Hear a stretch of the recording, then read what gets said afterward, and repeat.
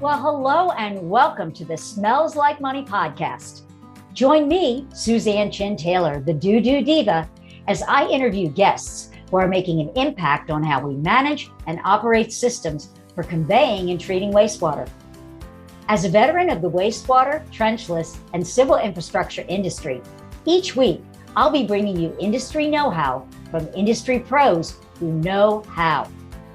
Join me each week as I speak with representatives of organizations that are utilizing disruptive or new technologies and methods, and executives who are excited to share how to be successful and sustainable in our vital industry.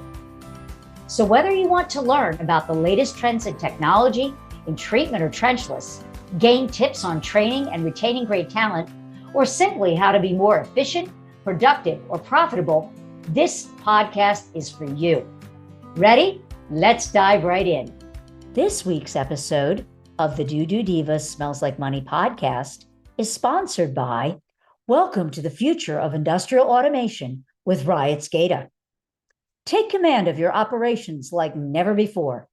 From oil and gas to energy grids, Riot SCADA adapts to your industry, providing a seamless and powerful solution. Monitor, analyze, and control your processes with ease. Their intuitive interface puts the power of information at your fingertips. With scalability to grow with your business, customization to meet your unique needs, and remote access for control anytime, anywhere, they empower your control and drive your success. The future of industrial automation is here. Transform the way you operate with Riot SCADA. Well, hello, everybody, and welcome to this week's episode of the DooDoo Diva Smells Like Money podcast. Today, we are going to begin the first in our series of podcasts on the subject of safety. Now, don't groan. I know most of you think that, oh, safety, boring subject. This is just going to be a big safety, another one of those boring presentations. I guarantee you it's not. I had the distinct pleasure of stopping by a booth at the recent Arizona Water Conference and saw this from Workplace Safety Consultants and looked at it and went, now this is a company that is looking to make workplace safety fun and workplace training safety fun. And so I immediately wanted to reach out to their owner to have him come on the show and talk about the important subjects of safety. We don't like to think about what's going to happen and the worst, but an ounce of prevention, we all know what it leads to. And so please help me in giving a warm welcome to our guest, Stu Kemppainen from Workplace Safety. Is it Specialists? Stu? Workplace Safety Specialists, correct. All right. And you are based out of? Mesa, Arizona. Arizona. All right. So, Stu, I'd like to talk about today as kind of a warm up to this. You gave me a lot of great topics. And then when we think about safety and safety training, there's different categories of things that organizations, whether they be a wastewater treatment plant, a utility doing their own work in the field, a water utility, or a sewer service contractor, people that are doing work for municipalities, that there's the regulatory required things that they have to do. Confined space and things like that. Then there's the essential and the critical. And then there's that third level of really recommended. And those things that we don't think about too much, but they could really, really save your team. They're there more to protect you, keep your workers safe, prevent injury and downtime, prevent illness, like a whole host of things. And so I'd like you to walk the audience through those categorizations and what they mean and how they all work together and should be part of a really, truly comprehensive workplace safety plan and how we can make it interesting and engaging for our teams and the people that were tasked as leaders to protect. I know that's a Great. big Yeah, question. absolutely. And again, thank you for having me on. And near and dear to my heart, all of this. I can get into that as a little or as a lot as we want. But, this has had personal effect on my life over the years. And so as far as training, and you're right, and, it's the it's not everyone's favorite day when they come to work and they see it on their calendar, safety training, right? But if you do it right, it can be and it should be.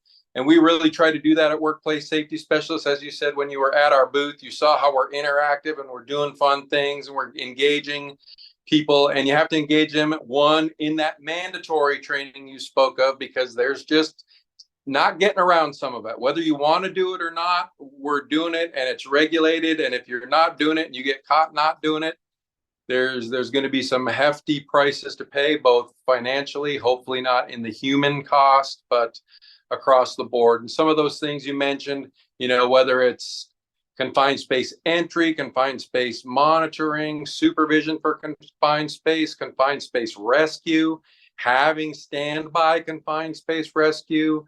That's a biggie, and something we definitely do.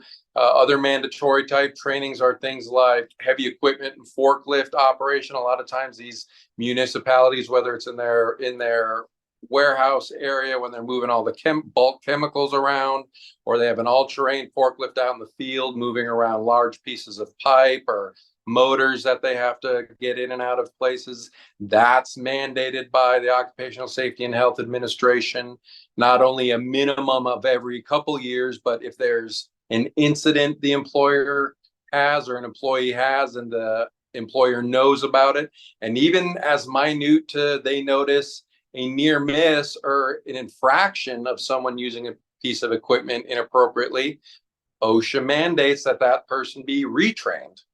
So if there's clear observation that person is not adhering to the training they've already been given, they have to be retrained.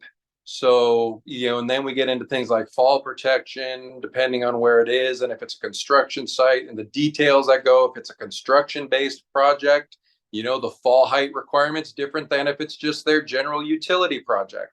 So there's a lot of regulations that are mandated, by state and federal governments that really need to be looked into. And that just names, we could be here all day talking about all of them. That names some of the primary ones that are mandated. And then you spoke about critical ones, and those two crossover. There's critical and mandated, and that goes back and forth quite a bit. But critical things like temporary traffic control, right? Like making sure we're putting in this new line, this new pump, whatever, on the side of a busy highway or a busy roadway. Do we have the proper temporary traffic control in place? Now that's more outside of a treatment plant, but you can have that inside of a treatment plant as well.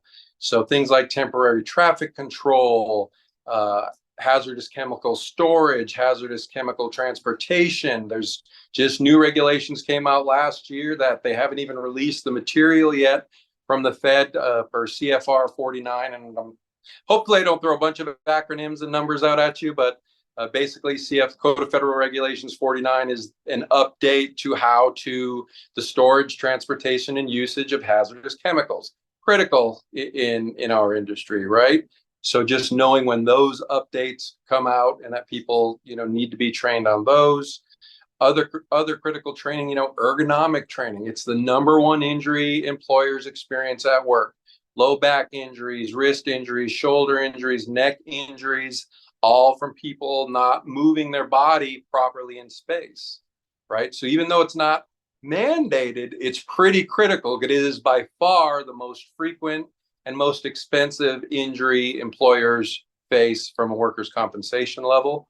So that's some more critical training that can be out there. And then things all the way down to, goodness forbid, hope that it doesn't happen. But, this is considered critical infrastructure. So emergency management planning, which is mandated, but some things that aren't mandated that we provide are things like active shooter response, and terrorism training and things like that. Just things you hope we talked about this before, things you hope you never have to use, right? Right. That's what we want, but we want people comfortable with it before they need it. So that's what the training's about. And then, you can get into some of those others that you spoke of, how to do a proper workplace safety audit. What do I look for? How do I go about it? Who does it? It doesn't do me any good if just the supervisor who's there, once a week sees it. Are the line level folks doing their safety audits? So those are, again, just some examples of a large scope of training we provide. And, on our website, we have an online catalog that you can look at all that at, but there's a lot. And I think that's what happens. People get overwhelmed with how much there is, and it starts falling into, it's too much to do it all, so I'm not going to do any. Yeah, it's just taking it a little piece at a time to make sure that you got those you were saying, those absolutely mandatory and critical things. But I know, we're going to do one episode on ergonomics, because as you said, it's the most, those related injuries are the most expensive for any organization. And I want to be able to do a deep dive on that in an upcoming episode. But getting back to this, because we're talking about, I could see the eyes glazing over already on some folks thinking, oh my gosh, this is a lot. So where do I begin? And what do I do in order to, we talked about this offline, is that we've got multi-generations in an organization. And you've got the folks that are in my age group, as you can tell from the color of the hair, your age group, and younger, and other mixes. And the way that we learned, or at least my generation learned, is very different than the way the young people are learning now that, they were born with a cell phone in their hands. So they're coming into an organization and you're handing them this great big paper manual. Oh, they're going to look at it, they're going to roll their eyes. They're going, I'm not going to read that. This should be on an app. This should be on an iPad. And so how do we as organizations in this industry engage with these newer, or I would say younger folks, to really teach them the importance of safety and make it fun, make it engaging? Like if you were to share, 3 of your tips on how to really get people engaged with that safety training meeting that you're having, instead of them making every excuse in the book to not come to class or not come to work that day. Like, well, I'm going to take a personal day because today's safety training, because they don't want to sit in on that. We can't do that. It is important. It's mandatory. So what would you say to that, Stu, other than, hiring a firm like you? But then there's still some stuff, even if they hire a consultant like you, there's still some things that they're going to have to do as managers on a day-to-day basis to make sure whatever you're training them gets implemented and is followed through and becomes a part of the culture. So what would you say there?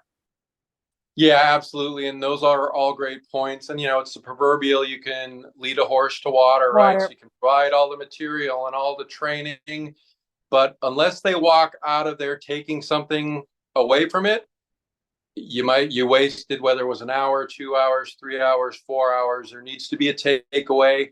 And so the number one thing we try to do is make it personal.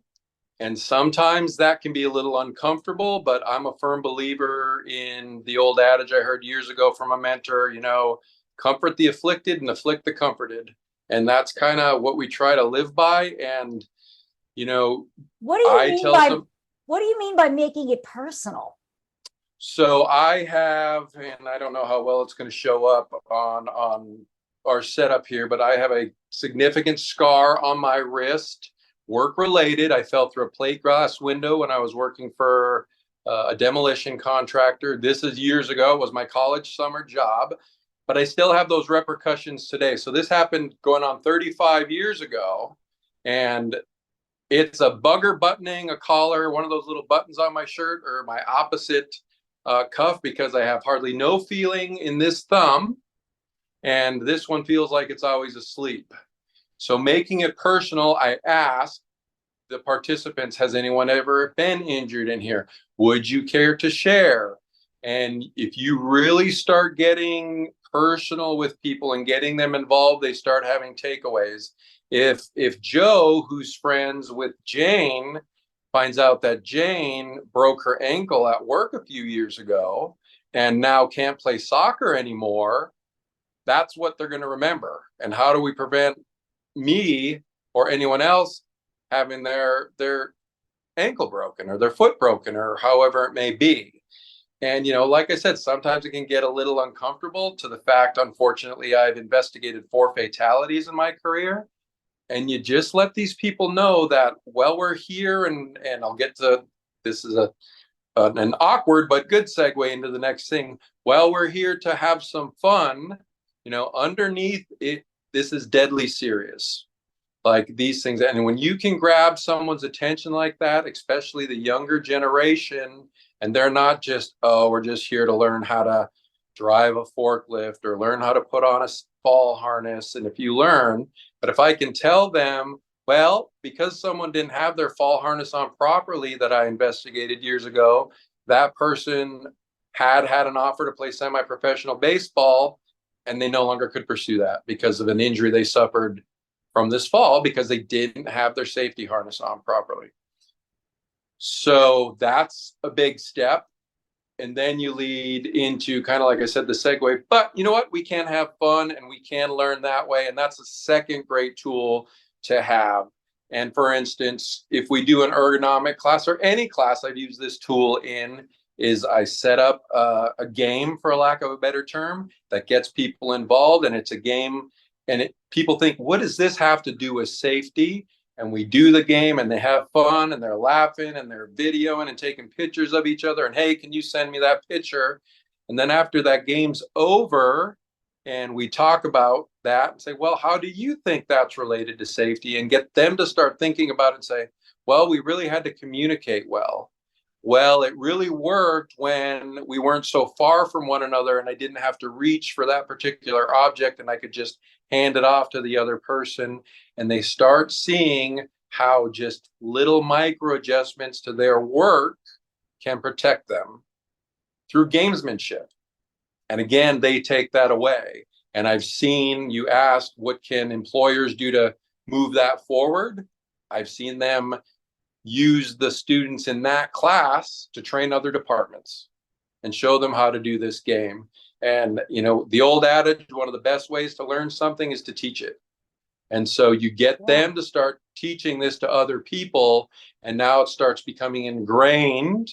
And that's a good segue into something you mentioned, which is vital. And one of the third tools that we try to create is, this isn't about, well, it is about training and safety, but this is about our culture and what we think and how we employ people.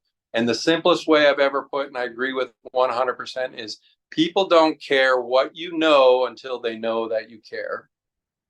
So it doesn't matter how much information I'm throwing at you and how well you do on the quiz after the class. If they don't think I care or the employer cares, it's pointless. So if they can walk out of there thinking, wow, my employer spent probably thousands of dollars to bring us all together for this training, they must care and they must think it's important. So there's others, but if they can take those 3 things away, and as I said, it's important for them to take something away, I think we've taken a pretty big bite of that apple. Wow. So now, is this something that you think larger organizations, if they have like a safety officer, can develop a program like this on their own? Or do you find in the cities that you go into or the organizations that you go into that they are able to fast track or make improvements on their safety record if they bring in an outside consultant who can, I would say, for lack of a better way, poke holes or be able to see things that they can't see? I think both are important. I think it's critical to start in-house and have a good program set up with policies, procedures, regulations. But as we said, we start talking about those too much and it's a big yawn fest, right? So then we can start training in-house. But as you brought up, it's important to bring in that third set of eyes, that expert? Well, I think we've talked about before, one of my confined space trainers is an ex-New York State fireman, and not just fireman, but training fire officer who set up the confined space program for a pretty large city in the state of New York. Mm-hmm. And when you can bring in third party people like that with that kind of detail and that kind of information, and frankly, a lot of people like the war stories, for a lack of a better term, it really brings impact to what the employer is already trying to build. And you know, I'm not here to sell anything to you or anything like that, but a consultancy like Workplace Safety Specialists or other third parties, heck, you can even get free services sometimes.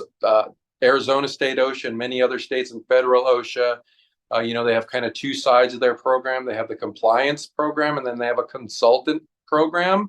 You can even get, you know, certain information from them on a free basis. So, you know, taking money out of my own pocket right here, maybe, but I want people to know that there's resources out there, and both of those in-house programs and third-party programs are critical. And like you said, poking holes in it, right? Like, you stack the dishes in your sink long enough, you forget they're there.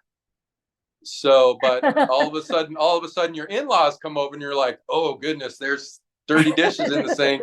I better take care of those. So it's always good to have that third outside set of eyes come in. Well, that makes a perfect segue to what we're going to be speaking about in our next episode. It is about audits and inspections, and you don't know what you don't know, because sometimes, as you're saying, you walk past something and you're blind to it until something smacks you in your face, and they're like, oh, I better do something about that. And literally or figuratively. And then by then, you might be in a situation where it's too late. What is it, you know, like closing the gate to the barn or closing the barn door after the horse has gotten out. So yeah, I'm looking forward to continuing on that line of discussion with you. But for those of you who have tuned in, if you are looking for, you know, ways, or you'd like to, you know, talk to Stu and his team about what they can do to make you help you improve your program, get you on the right track, or maybe you're doing some of your own training, but maybe you need someone to help you to make it a little more engaging or relevant. You know, like, why is this mandate from OSHA so important, and how is it related to what I do every day, and why does it matter to me? How can they get in touch with you, Stu? So some simple ways, you know, we have a website, workplacesafetyspecialist.org. So you can go on there and you can click, and there's a phone number, of course, and all that. I personally always provide my personal credentials. Anyone can contact me personally, and it's relatively easy. It's just Stu, STUK, at workplacesafety.org. So that's an easy way. And phone number 602-540-2335.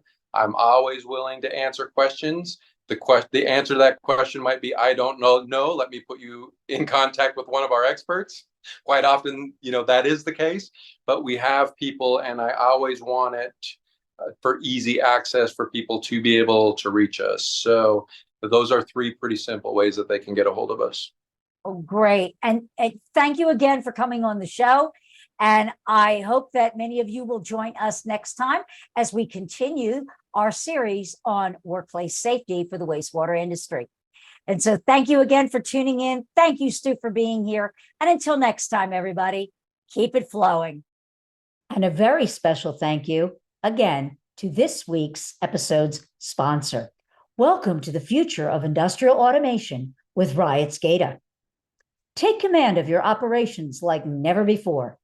From oil and gas to energy grids, Riot SCADA adapts to your industry, providing a seamless and powerful solution.